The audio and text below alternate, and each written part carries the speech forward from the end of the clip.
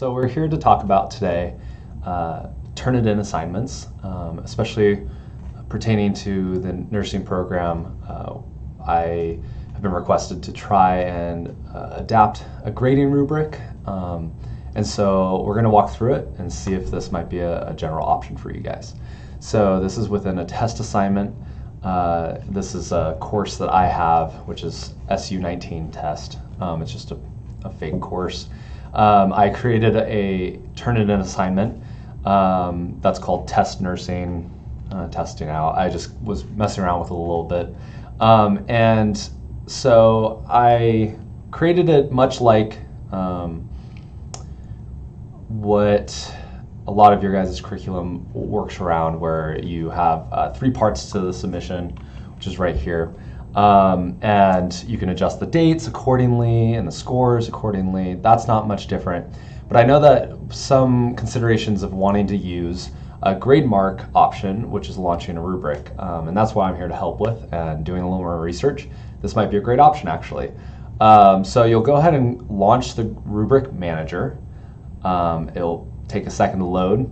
It'll automatically pull up a rubric that is just kind of a preset. It's for 6th to 8th grade science argument.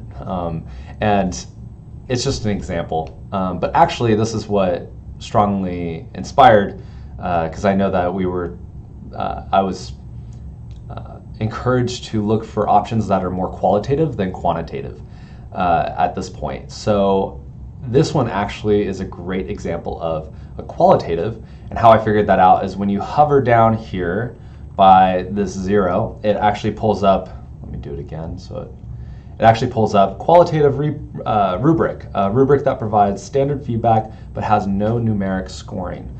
And so we can actually create our own rubric this way. The way you do that is you go up to this, the 3 tabs right here with the 3 dots. You'll select that right there. You'll create new rubric, and once you create that, you can name it however you'd like. So this would be nursing test rubric.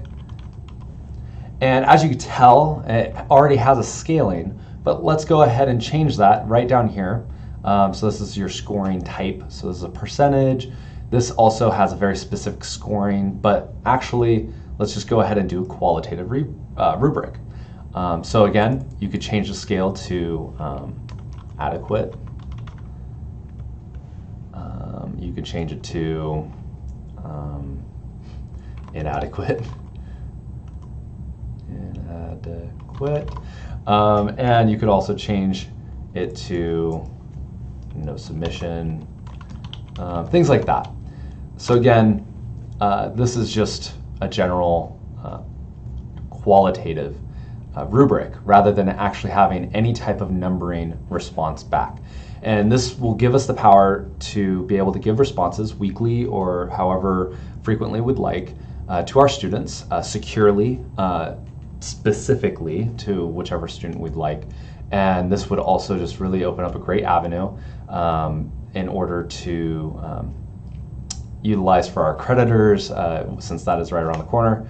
We'll be able to really give a great record of qualitative updates, both to our students, within our faculty, and overall to our accreditation. So if you ever want to add more criteria or scaling, you can go right here. And if you ever want to change criteria, you'll change it right here. Again, you can do participation as you, participation.